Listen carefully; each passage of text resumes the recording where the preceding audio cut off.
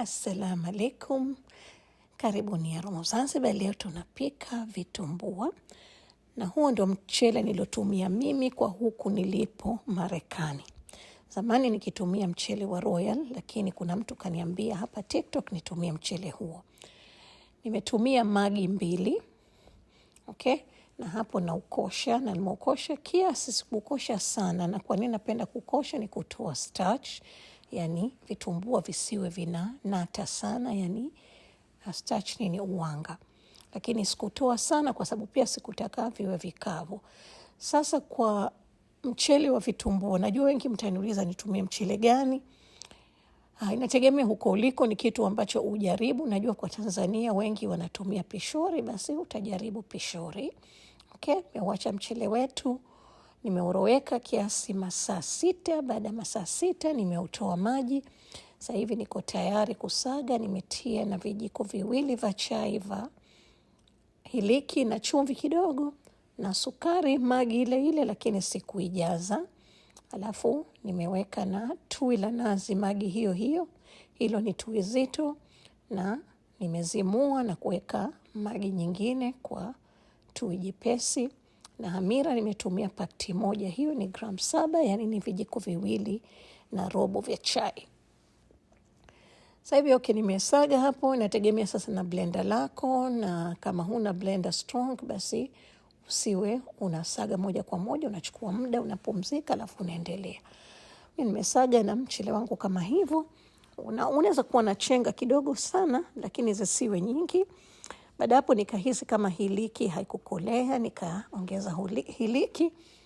Alafu nimefunika kuacha iumuke.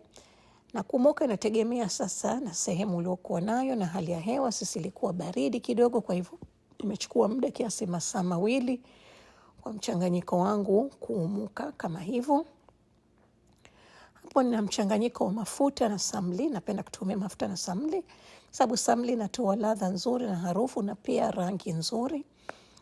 Na nimeweka kwa upawa 1 na robo kwa chuma hichi kikubwa.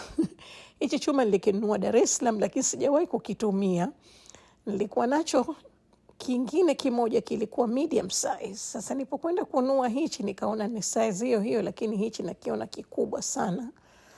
Lakini ni chuma cha vitumbua.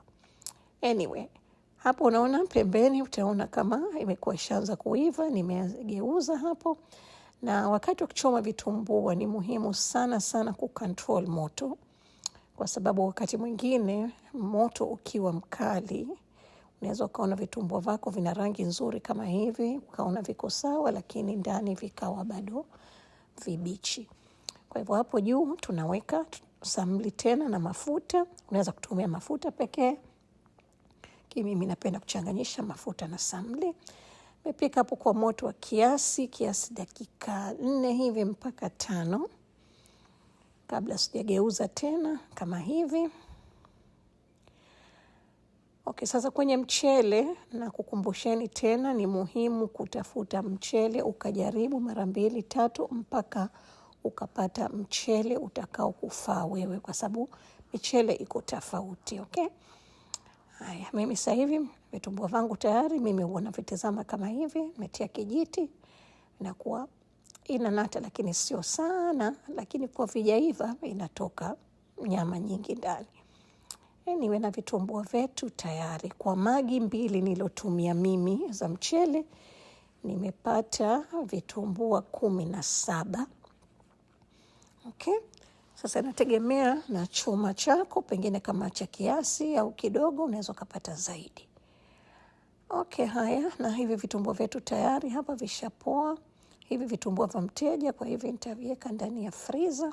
Nitavifunga vizuri, nitaviweka ndani ya freezer. Na hivi ndio vyetu sisi vya nyumbani. Hichi kimeungua chini, hichi kile cha katikati. Asanteni sana kwa kuwa nami, na watakia siku njema. Karibuni tena Aroma of Zanzibar. Bye bye.